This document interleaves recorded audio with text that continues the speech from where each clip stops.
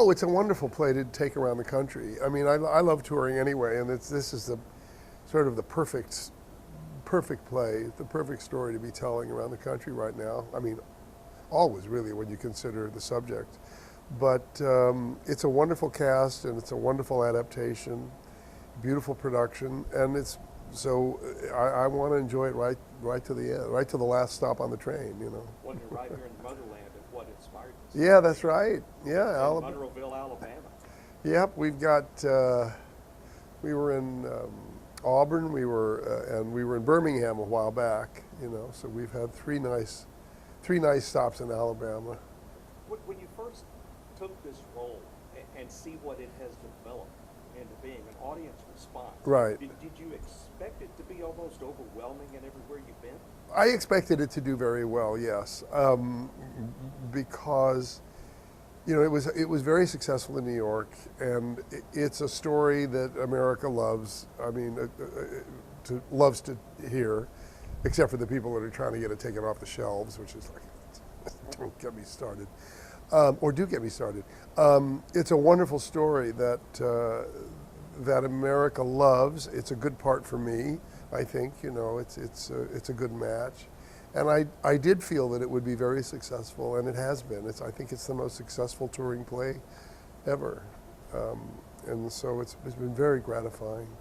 In your words, once you go down into the script and now you're perfecting the part of Atticus Finch. Right.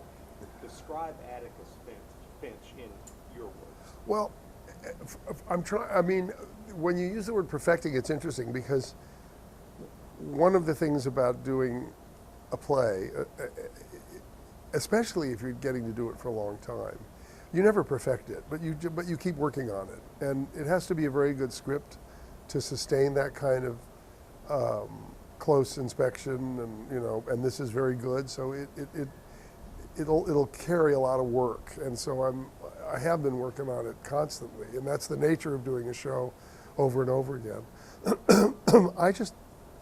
Atticus is he's a country lawyer. He's not a criminal lawyer. He's not a fancy guy. He's living a nice life. You know, he's got a nice practice and he's unopposed in the legislature in Montgomery. He goes down there every term, and he's got 2 kids, and he's a widower, raising his kids with the help of his housekeeper, Calpurnia. And everything is okay, you know, and then he is convinced by the local judge, to take on the defense of Tom Robinson, who's been falsely accused of raping a young white woman. And he thinks it's a slam dunk, really, although he's reticent to, because he's not a criminal lawyer, and he doesn't want to. He had one bad experience in the past, but he takes the part on, the case on, and over the course of the play and the story, you know, his life kind of comes apart in a lot of ways, and he has to sort of start reconstituting his ideas about community and about his place in the community. I think there's a bit of irony because we have had such a focus on social injustice. Yeah, sure. And about equality, and for the timing of this. Right. Yes. To be on the stage in light of all that has happened that we Yeah. need to be more aware of. Don't you think this has been just almost a strange twist of fate or irony? Well, this story is always relevant to us because this is our story. I mean, there's a reason that this is consistently voted in polls the most popular novel by the American public, always. I mean, even in the most recent one, I think last year. Because it's a picture of ourselves, and it's an unvarnished picture, and you know how good we can be and how far we can fall from that. And it is a story that we need to confront all the time. So it's always relevant. But with this wonderful resurgence of the social justice movement in the country after George Floyd's murder, it's kind of amazing to bring this show around the country. And one of the things that was so extraordinary is Aaron Sorkin started working on this play long before that happened. And the contemporary lens that he brings to the story, even though it still takes place in Macomb, Alabama in 1934, and it's you know, it's To Kill a Mockingbird, he's nevertheless helped us view the issues of the story more through the lens the lens we use in looking at these issues today. So it's the classic story, but the point of view feels very fresh. And he's taken Atticus off the pedestal, which is the best thing he could possibly do for the actors who are going to play the part. Because, you know, it's like people say, oh, it's an iconic part, but you can't play an icon. Icons aren't people, right? You can only play a person. So rather than, you know, giving him the mantle of the white savior in the small town, he's taken him off the pedestal and given him a wonderful vulnerability and a lot to learn, a lot that he needs to be taught, and maybe most important of all, a great sense of humor, which is I think is a great thing for Atticus to have. Yeah, it's a beautifully written part, and I'm just privileged to be playing it. I think when you first set out in your career, you could not have guessed, indeed, and it may be hard to accept, right, that you've become a part of the fabric of America. For all you did in the early stages of your career, it was a point of television for a guy like me that was impressionable at the time, especially about doing good. Yeah. And I feel like there's an irony that you have a parallel track here where your original show that people associate you with so often was about good and pure. And now, at this point in your career, it's also about doing what's right and about good as well. Well, I think, thank you, first of all, but I think, yes, that's true. I mean, the big difference between John Boy Walton and Atticus Finch is that John Boy was a teenager who loves his family and loves where he lives, but has visions of going somewhere else and becoming an artist and a writer, and has one foot in the life and one foot out of it. You know, he's an observer as well as, you know, a member of the family.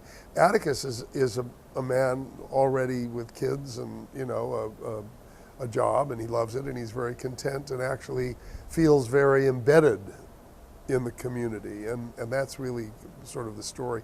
As far as doing good is concerned, I mean, I don't think John Boy ever set out to do good. I think he just set out to just become a person, which is really the adolescent journey. I mean, Atticus is just I wouldn't say trying to do good in an abstract sense, but is convinced that at this point in time, for a man who's so obviously innocent, to do a jury trial would be a very important step in the right direction in terms of jurisprudence in the area. Because, like, okay, if ever there was going to be a jury trial where a black man was going to be acquitted, this is it. And of course, as we know, that doesn't go according to plan. So it's really his desire to do the right thing is really sort of is embedded in this very practical decision about that he and the judge make about, okay, now's the time to try to make something like this happen. Last couple of things here. You're in Huntsville, Alabama, and we welcome you to our city. But every time that the curtain opens, every time it starts, tell me what you're feeling. You have to still be motivated. Oh, it's different every night. You know, it's a blind date every night. You know, you guys are, you know, we meet you, you meet us. You talk about us at the intermission, we talk about you at the intermission. You know, it really is. So you never know how it's going to be. But there is a wonderful sense of anticipation in the audience, and we love telling the story. I mean, we've all been on the road now for 2 years, starting next month, and it's amazing the morale and the rapport that we still have. We still can't wait to get out there and tell this story for people. So it's very exciting every night, you know. And certainly, you never set out to be the guy that people have told good night more than anybody. I know. In the history of ever, you've been told good night. I know. More than anybody. I know. And every night after at the curtain call, there's always people who call out. It's great. I love it. Oh, I love it. It's wonderful.